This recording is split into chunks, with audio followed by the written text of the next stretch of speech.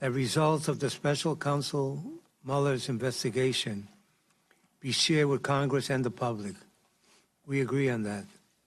FBI Director Wray, the nation's top counterintelligence investigator, told us last week he had not read the special counsel's report. My question is, with regard to your March 24th and 29th letters to the Judiciary Committees, did special counsel Mueller or anyone on his team have a role in drafting them or reviewing them in advance? Did you use any of the summary documents prepared by the special counsel in drafting these documents? 24th and 29th. On the letter of the 24th, Mr. Mueller's team did not play a role in drafting that document, although we offered him the opportunity to review it before we sent it out, and he declined that. The letter on the 29th, I don't believe that that was reviewed by Mr. Mueller or that they participated in drafting that letter.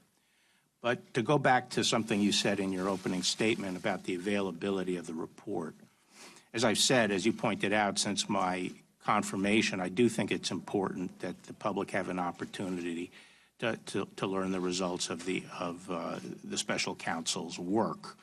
And I said then that I would work diligently to make as much information public as I could and available to Congress as I could. You will recognize that I'm operating under a regulation that was put together during the Clinton administration and does not provide for the publication of the report, but I am relying on my own discretion to make as much public as I can.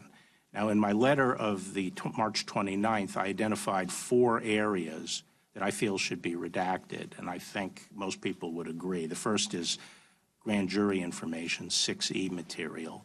The second is information that the intelligence community believes would reveal intelligence sources and methods. The third are information in the report that could interfere with ongoing prosecutions.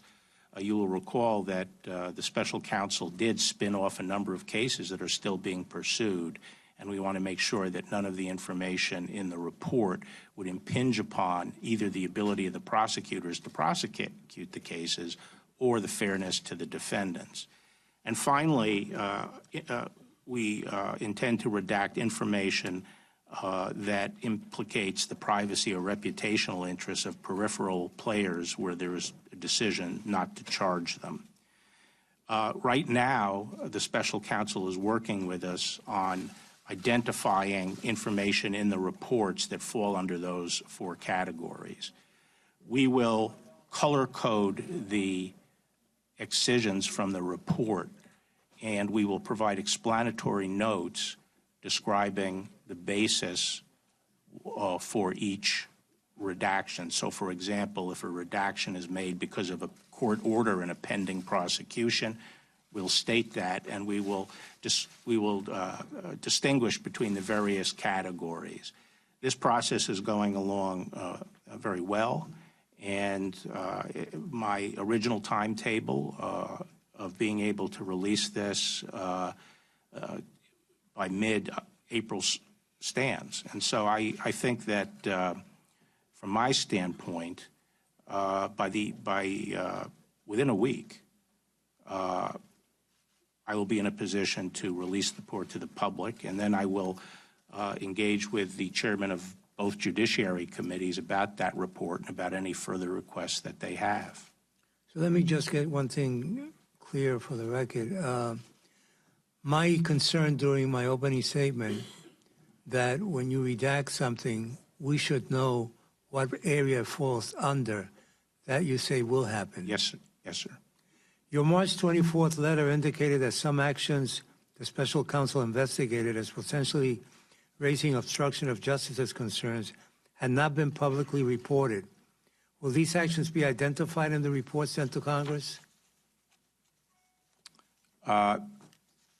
As things stand now, I don't think that they will be redacted, so they will be identifiable. All right. Yes. Thank you.